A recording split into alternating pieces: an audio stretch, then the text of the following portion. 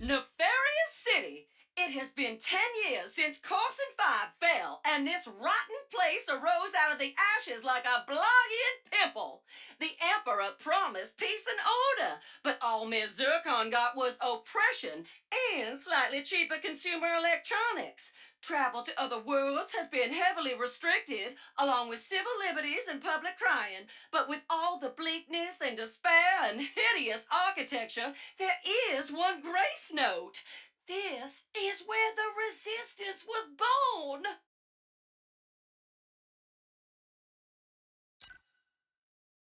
Sargasso, the land the time forgot. Or rather, the land the Emperor took one look at and could not forget fast enough. Full of acidic swamps, primordial beasts, and bugs. Lots of bugs. The Emperor quickly decided that there were better ways to spend his time than conquering this mudball. The Gelatonium outpost once belonged to the Kirchu tribe, but they were wiped out when they accidentally misspelled the Emperor's name on their tax returns.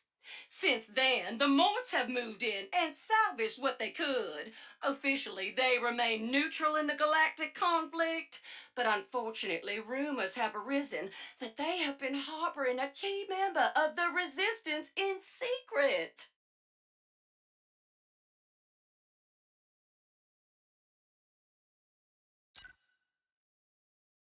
Floating in the debris of what used to be Scar Stew, thank you, Emperor Nefarious, Zerkie's is a family-run rest stop for galactic travelers who wish to remain off the grid.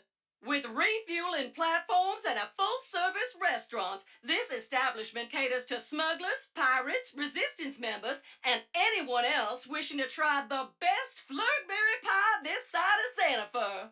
Finally, the recent dimensional crisis has brought some unexpected changes to the establishment. But when your clientele is largely comprised of criminals and freedom fighters, having your dining room in another dimension is quite a perk.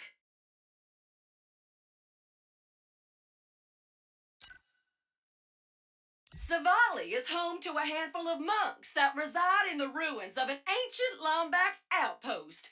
It is rumored they are the descendants of Bogon Galaxy pilgrims who chose to devote themselves to dimensional knowledge and revitalizing yoga rather than bodybuilding and bounty hunting like the other members of their species. With the Lombaxes long gone, they are also the keepers of their most treasured secrets, such as advanced knowledge of dimensionality and a really good Snivelakian bean hummus recipe. Ooh! Mm-mm!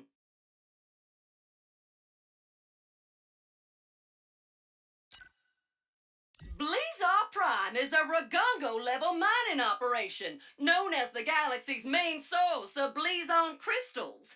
Integrated in high-energy capacitors, this material was once prevalent in computers, starships, and whoopinators.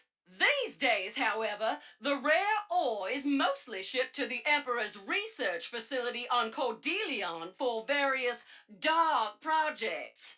Speaking of which, when the dimensional crisis broke out earlier today, communication with the miners went silent and their shipments to the Empire were missed. So, Ms. Zircon thinks that maybe Blizar might not be the safest place to be right now.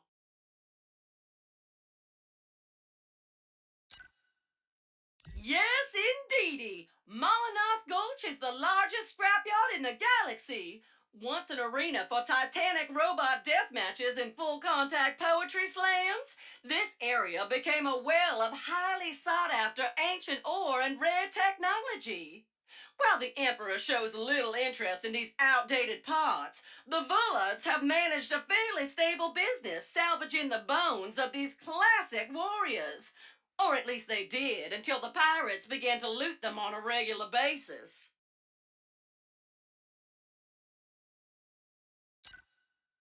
They say it takes tremendous pressure to create diamonds, so what better place to set up an experimental forge than the crushing depths of Cordelion's boundless oceans? Kadaro Station is one of the Emperor's most secure facilities, using a classified energy source to power its Rubion forge, which can manipulate the strongest metals while crafting the most delicate circuitry. With a workshop like that, it is no wonder that this facility is the rumored birthplace of all the Emperor's battle mechs, armor, and espresso machines.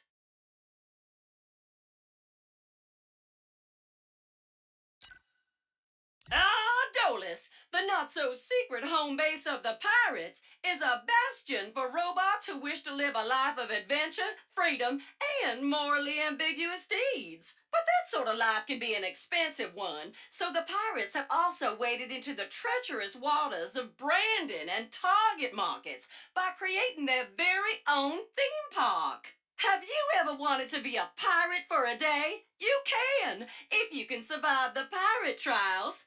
Its success has been mixed, but the pirates have still flourished in recent years thanks to their mysterious captain, who has somehow managed to stay one step ahead of Emperor Nefarious and his efforts to utterly destroy them. Perpetually racked by storms, Vacheron is home to the most feared prison in the galaxy, Zordoom. Prior to the rise of Emperor Nefarious, it was filled with murderers, despots, and monsters. Now it is packed to the brim with suspected resistance members, actual resistance members, and anyone who may have looked at the Emperor in a funny way. Overcrowding has also become a serious issue recently, but the warden claims to have a bold new strategy: reforming prisoners with a gauntlet of crushing pistons.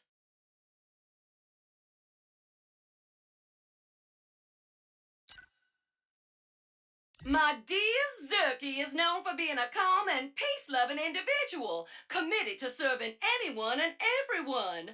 But what most patrons do not realize is that our family used to be elite synthoid weapons.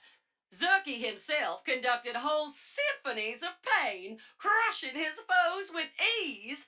But as he sat amidst the ruins of Scar Stew, pondering the mass extinction he wrought upon its people, he realized that he could kill anything except hunger and thirst. So he laid down his blaster and built a place where he could try to slay those feelings on a daily basis. Ooh, so inspiring! Ms. Zircon, on the other hand, built a tidy side business selling and modifying weapons for those still hungry for violence, while their beloved son Junior set up a battle arena for those still thirsty for pain.